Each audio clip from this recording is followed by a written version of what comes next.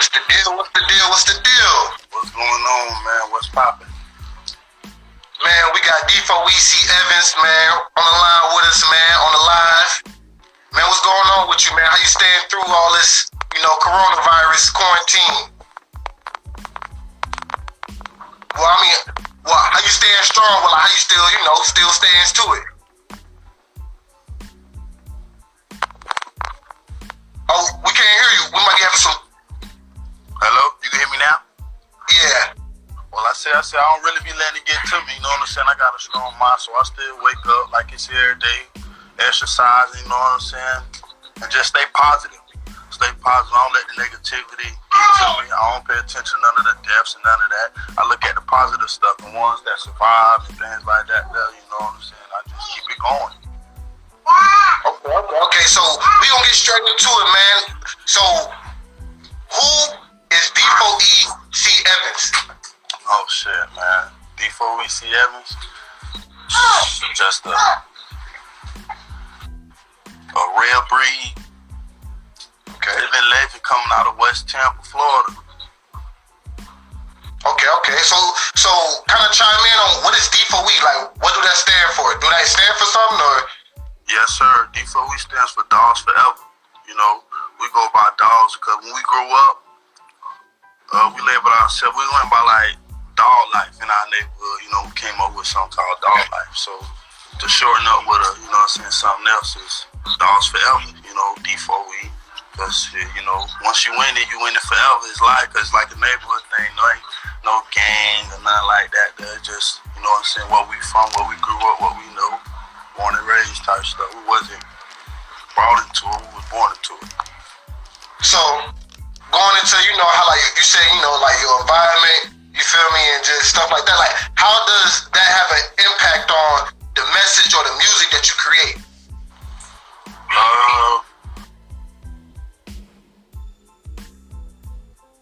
For my track, so what I've been through, what I see, what I'm living, how I'm feeling, that's what my music be about. I can only write about me, what I see, what I go through. So it be, my life on the track, my story, my message. Okay. So what was the turning point that led you to music? My brothers used to rap. My brothers and my best friend used to rap. They started rapping. And I just, I always just used to push them. Like, keep going, don't stop, keep going, you got it, So then not too long ago, I say 2018, when me and one of my closest friends, we got together, and he was rapping, we was living together, he was rapping. I come home from work one day, he like, Cole, hey, you can write a verse to this? I'm like, but I don't, He like, bro, all you gotta do is write a verse to this, bro, you got a story, woo. So, I wrote something down. Let me hear that shit. Like, okay. Next day, same thing, another beat. You know what I'm saying? Hey, write to this, write to that. So that's really how I just started writing. Just me and bro out in Nebraska alone. I'm telling him, hey, keep writing. One day he hit me with hey, you should write to this. And I just stayed with it. So kind of going into what was the motivation that kept you, on that track with music? When we dropped the song, like our very first song together, like Straight Net, when we dropped that, like, the hood felt that. The hood felt it. So that was like motivation, like, we can make music for the hood, we can make music for the world. And I look at it like, if this rapper can make a million, this rapper go on tour, I can too. Yeah. So like, I know if I put that work in, my time won't come. Yeah. What's up? So, what is the long-term goal, like, with the music? Like, are you trying to, sell a certain amount of units? Are you trying to win a Grammy? Like, are you trying to, what is those measurements for you? Like, what is that measurement for you? Like, you made it? One, I mean, if you rapping try to win a Grammy while you rapping. You know what I'm saying? That's like one of the ultimate goals for every rapper, no matter what they say. You know what I'm saying? So of course I want to rap. And then my ultimate goal is when I'm gone or whatnot, I still want my music to be heard like pop, like big.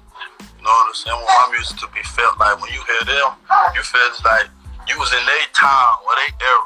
And he been going since, 95, 96, and you play him in 2020 and you could feel the vibe and like, so that's my long-term goal, you know what I'm saying? To be played back, to be heard forever. So now that we're talking legacy, what is the message that you want, like, left behind? Or the legacy that you want left behind? When people say, man, D4E CEVAN, man, what do you want them to say? Like at the end, you feel me? Like, he was positive. He was a leader. He was positive. He was a leader. He stood on what he said. He didn't tolerate no BS, and he was an idol, a role model. For sure. For sure. So, what would you say have been some of those obstacles in your pursuit with building that legacy?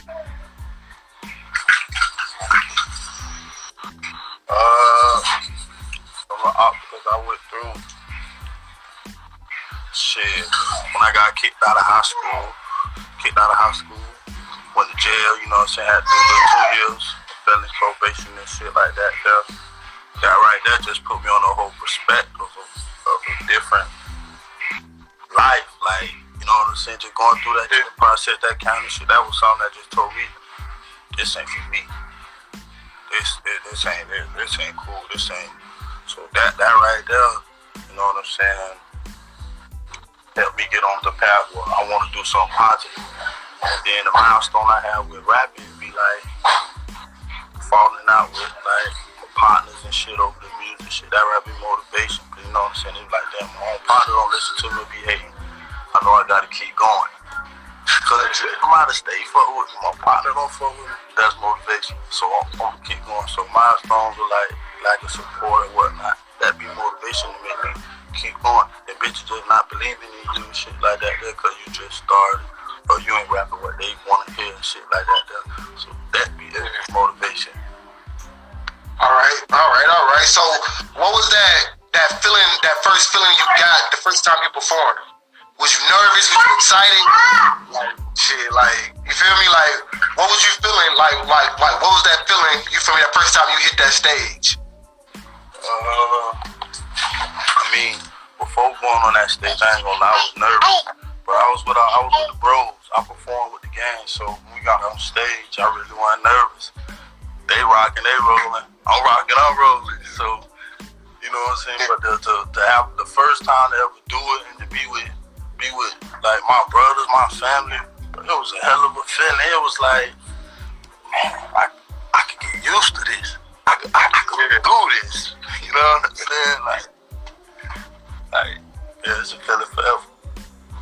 Man, so now going into the whole business aspect of it, I see that you got music, you know, all over iTunes, you feel me? For sure. Before we go into that, man, tell them where they can go find your music at and stuff like that, man. You know, shout yourself out real fast, man. Apple Music, iTunes, Spillerilla, SoundCloud, Spotify, iCloud, you name it, it's on there. YouTube, Google Play, Amazon, it's everywhere. For sure. So going into that, that's distribution right there. So when it came down to, you know, learning the business aspect of the game, you feel me? How was that for you? What was some of the challenges, and now what are some of the benefits that you're starting to see, you know, from just learning the business aspect of the music game?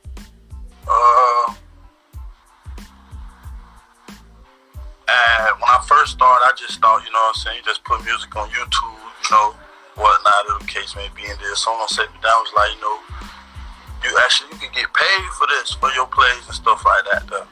So, you know what I'm saying, I learned to do DistroKid and looking up how the rest of your music gonna be on mine and things that like you could really get a few cents for every spin your record played and things like that. That was something I was into instead of like, you know, nothing against free music, but they gonna pay to spend it.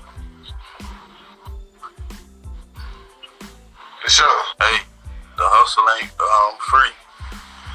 For sure, for sure. So, what do you think music taught you like about like investing? You feel me? Gotta invest in yourself. It takes money because you want good quality. Without good quality, ain't nobody gonna take you serious. Your music don't sound right without good quality. So like, if they can't hear your music good, if it don't sound good in the speaker they playing on, they gonna cut it off no matter what you saying or how good you rapping or whatever the case may be. If it don't sound good, don't nobody wanna hear that. So I say invest in yourself, invest in the quality. These videos too, well now, cause that 4K, 6K is real now. You know what I'm saying? People want to be able to see good quality how it is on TVs and movies nowadays. So you gotta get the right cameraman nowadays, and so investing in yourself. For sure, for sure. So who were some of your biggest influences? Well, you said your outside influence as far as like, friends, stuff like that, but in the music industry, who were some of your biggest influences as far as when it came to, just want to perfect your craft, or like you like just looking towards like just as a blueprint of how to, how you want to perfect your craft, or, make your own sound and make your own, noise in the industry? I'm an old school cat, so I'll be keeping it original. I'll be looking at, some Master P, seeing how he, how him and No Limit did it, how, how they started from scratch and did everything on their own. So I'll be looking at some P and just be trying to learn the aspect, how he came into the game, or how he made a name for himself, and he didn't have to cross over or do nothing, and to sell millions of records and still be a figure now. So that's real. That's real. That's real. Be one of the guys I looked at, and to be able to do it all, where you shoot your own movie and you have your own. That's your own production, your own. Your own this and this and that. So you basically get everything back from when you put it out, no matter what. So it ain't an air when it's ownership. Yeah. You know what I'm saying? It ain't an air when it's ownership. He done put out multiple albums, multiple movies, have his own soundtrack. So he really did a lot of things where it's his name behind it, with his name putting his project and his stuff out. Yeah. So now going back into childhood, you feel me, your hometown, West Tampa, kind of chime in about that, man. What was it like growing up in West Tampa? What is West Tampa like? For those of the listeners and those who gonna be watching that ain't from there, what was it like? West Tampa, probably how every little hood or ghetto was, you know what I'm saying? It's really I know it's some things that make West Tampa though. It's I'll put it like this. Life is how you make it, or what you want it to be. You get what I'm saying? Yeah. You can jump in this and do this and that, or you can stay in this and do that. You know what I'm saying? So it's really how you want it to be. That rough how people want to make it be like how they probably grew up or whatnot. You know what I'm saying? It's how you make it, where you make it out of West Tampa. Ain't no high crime rate, ain't no high murder rate, so ain't no really going on like that in West Tampa. For sure. So, I seen that you have been doing work in the community. Can you kind of chime in on that? How you giving back to the community? I be giving back to the community. I be trying to educate, motivate, and encourage the youth to do better. So they can be whatever they want to be in life. You ain't gotta be what others want you to be. You could be whatever. An actor, singer, lawyer, doctor, whatever you want to be, you could do it. For sure. Do you got any current works in the community that you do? I got a non-profit organization called Wagon Youth God Respect and Never Give Up on Your Dreams. Oh, dope. Chime in on that. You guys just put it out there like it was nothing. You guys just he said that real subtle. You know, I got a non-profit. You know, man, chime in on that, man. That's congrats, man. Congrats, most definitely, man. Appreciate it. It was just something I was thought about that.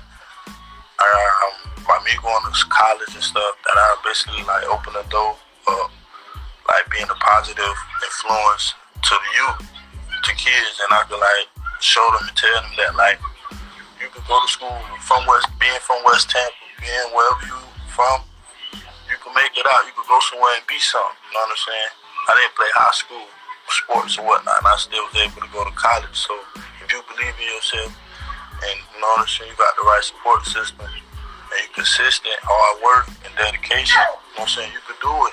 And that's something I be trying to, you know what I'm saying, put in the kids' head, that they can do it no matter what. You're not too short, you're not too you know what I'm saying, too small, you're not too slow. You can do it. You know what I'm saying? And it's not just a D1, it's a D2, D3, NAIA, JUCO. You know what I'm saying? Try to tell them that they ain't gotta just sit, you know what I'm saying, put one apple in one bunch and think that this is that. Nah, you can do a lot. There's so much you can do. And you gotta open your mind and think like, you know what I'm saying, hey, I can do it. And I wanna be that way. Go ahead. My bad. I was just gonna say, like, if somebody want to help support, you know, your non-profit and what you're trying to do, how would they, you know, get in contact with you and, you know, make that happen? Well, I got Wygon on Instagram, Facebook. I don't have a Twitter, but yeah, you can look me up on Facebook and Instagram, like Wygon. So you heard that, man. Go ahead and tap in and see what you got going on. .d. Yeah. For sure. So, you know, on, you know, the next topic I kind of want to touch on, man, I hear the baby in the background, man. You feel me? So is that yours? Is that your kid? Yeah, that's my little kid. I got a 1-year-old daughter named Cory Evans. For sure. So how has that experience, you feel me, fatherhood has been for you? And I love it, man. You know what I'm saying? By like being a father, it's like, because that's how she was put to sleep when she got out. What up? It's your boy Baz, and we tuned in to Eating in the Streets podcast, aka Ends. Have you ever thought about starting your own podcast? When I was trying to get this podcast off the ground, I had a lot of questions. How do I record an episode? How do I get my show into all these apps people listening to? How do I make money from my first podcast? The answer to all these questions was really simple. Anchor. Anchor is a one-stop shop for recording, hosting, and distributing your podcast. Best of all, it's 100% free and ridiculously easy to use. And now, Anchor can match you with great sponsors who want to advertise on your podcast too. That means more money.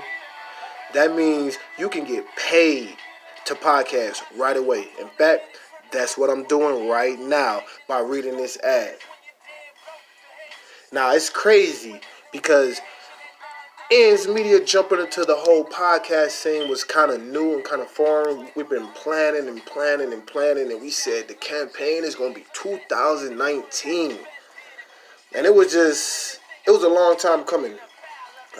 We did online radio, we did videos, interviewing people, asking about their experiences, and giving tips and advice, and just really just telling their own testimony and giving our own, you know, reaching back out and giving our own testimonies, every aspect of it, no matter if it was from the business, no matter just from just the lifestyle, no matter if it's just, you know, just tips, or just staying motivated, man, because every day is a grind, every day is a fight, every day is a hustle, and every day is going to bring a different challenge, and every day is different, you know. You're just blessed to have a different day.